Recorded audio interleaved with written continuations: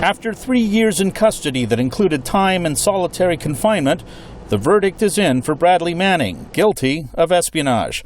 He was acquitted of the most serious charge, aiding the enemy, but the espionage conviction may still get him a maximum sentence of 136 years in prison.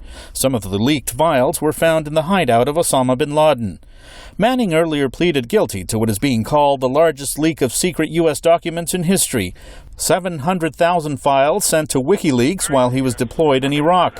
They included this video of a U.S. helicopter crew attacking civilians in Baghdad. Come on, fire! Those disclosures led civil libertarians to rally behind the 25-year-old intelligence analyst. On the morning of the verdict, as they did throughout the case, his supporters demonstrated outside Fort Meade.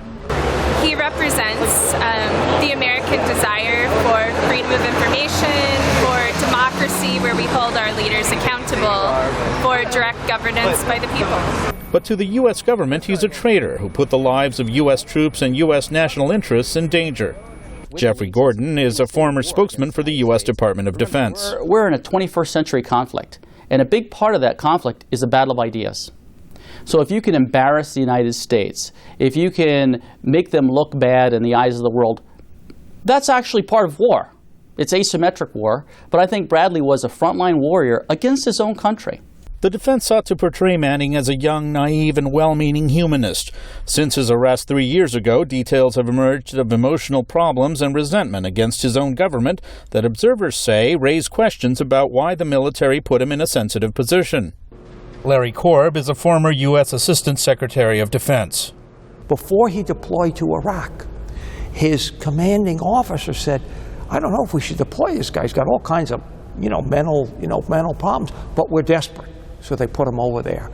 So basically what happens if you take someone who doesn't belong there, you put them into a situation, you're asking for trouble. Korb and Manning supporters believe the government went too far in charging Manning with aiding the enemy, and in the end, the judge ruled the evidence did not support it. But the verdict also shows the government will convict those who leak information to expose alleged wrongdoing. The Manning case was tried at Fort Meade in the shadow of the National Security Agency, where Edward Snowden was a contractor. He recently leaked secret documents on government surveillance of private citizens. Manning's sentencing phase could take weeks, and the judge will decide if he'll spend the rest of his life in prison.